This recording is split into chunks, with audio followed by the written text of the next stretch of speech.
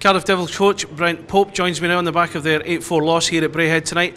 Brent, you don't look a happy man. How do you sum that up for me tonight?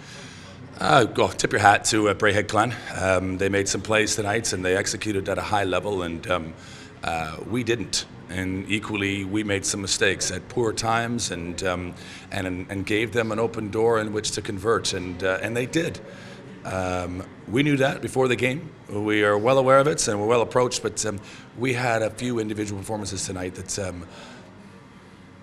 are very frustrating.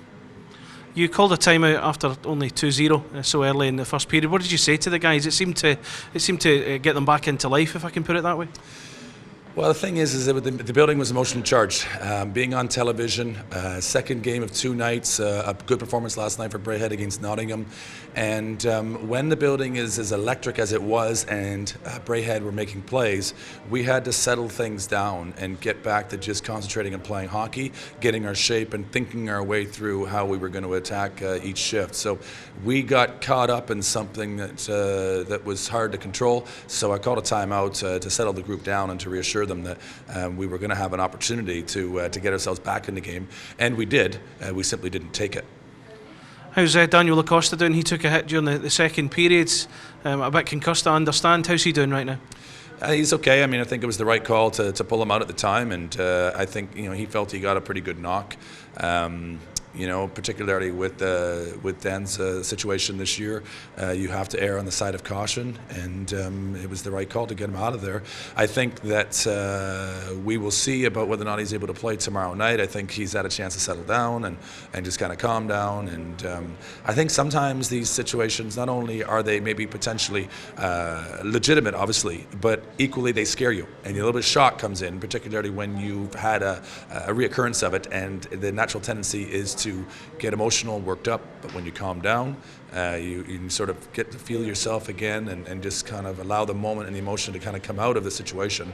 I'm hopeful that Dan should be fine, and we're hopeful for him tomorrow night. Can you take any positives from this game tonight? Scoring 4 goals, you got those 2 in the third period, which I think might have given you a faint chance, but is there anything you can take from this that gives you any kind of heart? We didn't quit, but one of the challenges is we didn't get to a lot of pucks. We just seemed to half step away, reaching for it, couldn't get to them. That was very frustrating tonight, and that was effectively what led to us being unable to make plays consistently. But we didn't quit, and we stayed with it, and obviously pulled the goaltender trying to make it 7-5 and gave them an opportunity and made 8-4. Doesn't matter at that stage. What we're trying to do is prepare our team for the intensity of the moment that's at some point later in the season we're going to need to call on. And in a game like tonight, when maybe the score is getting ahead of you or away from you, you need to trial that right in live play. So I was pleased with the guys stayed, but it was a little bit of a step backwards overall as a team and how we have been performing, and I said that as much, and basically we need to get back on our horse. But the guys need to be mentally tough here in the journey home, and it's one hockey game, and tomorrow's another day. How do you get the guys back into focus tomorrow? You've got that long journey. First of all, Dundee are coming there. They've been a tough team this season. How do you look ahead to that? Well, first of all, you got to get back on that bus. You need to get your recovery drink in you, and make sure you take care of yourself physically, and that we get the right food in us as soon as possible before we leave here. And then you just need to digest. However guys decompress after a game, whoever they need to speak to, whoever they want to text, whoever they need to get in touch with, they need to relax. But there's no reason to over squeeze a situation.